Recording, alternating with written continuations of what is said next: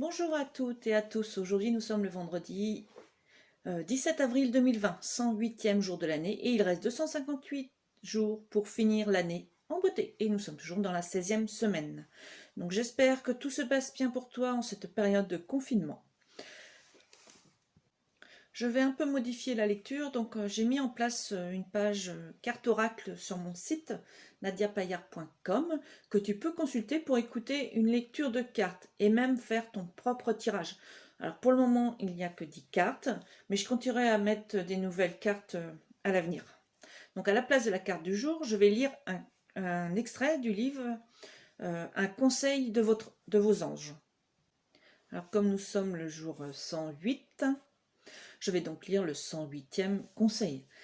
Donnez un coup de baguette magique.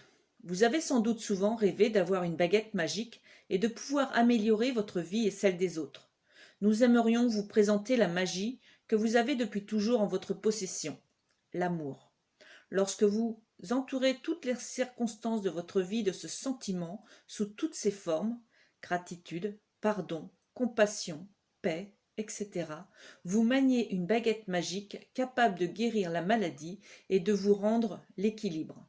Si vous le demandez, nous pouvons vous aider à atteindre cet état d'esprit, dans la paix de l'âme et la santé du corps. Nous joindrons notre énergie à la vôtre pour insuffler la magie de l'amour divin dans toute situation vécue. La pensée du jour. J'entoure d'amour toute situation. D'un coup de baguette magique, elle est transformée et totalement réglée dans l'instant. Mes pensées, paroles et sentiments chaleureux sont la plus puissante magie qui soit. Donc maintenant, je reprends la suite de la lecture du livre de Louise Hay, Transformez votre vie. Une pensée positive peut changer votre vie. Donc je suis à la page 184. Les poumons représentent notre aptitude à intégrer et à exprimer la vie. Les problèmes pulmonaires signifient généralement que la vie nous effraie ou que nous nous interdisons de vivre pleinement. Pendant des siècles, les femmes n'ont eu qu'une faible capacité pulmonaire car elles se considéraient comme des êtres humains inférieurs, à qui était refusé le droit d'occuper une place entière dans la société, ou même le droit de vivre.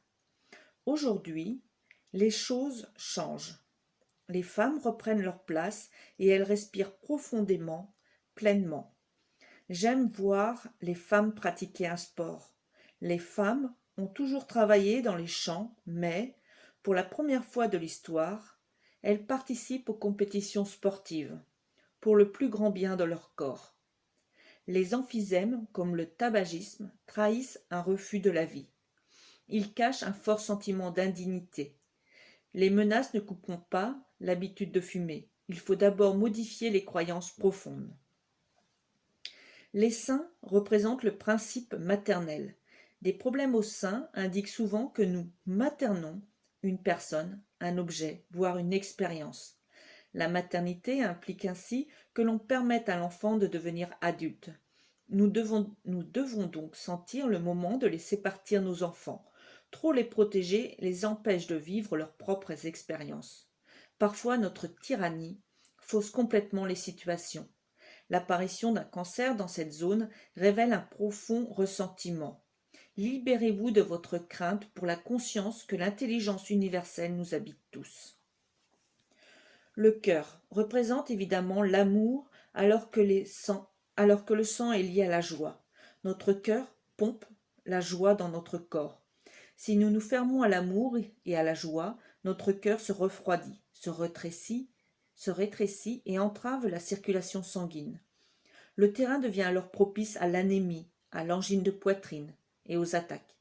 Ce n'est pas notre cœur qui nous attaque, c'est nous qui, obnubilés par nos petites histoires que nous créons nous-mêmes, lui retirons toute joie.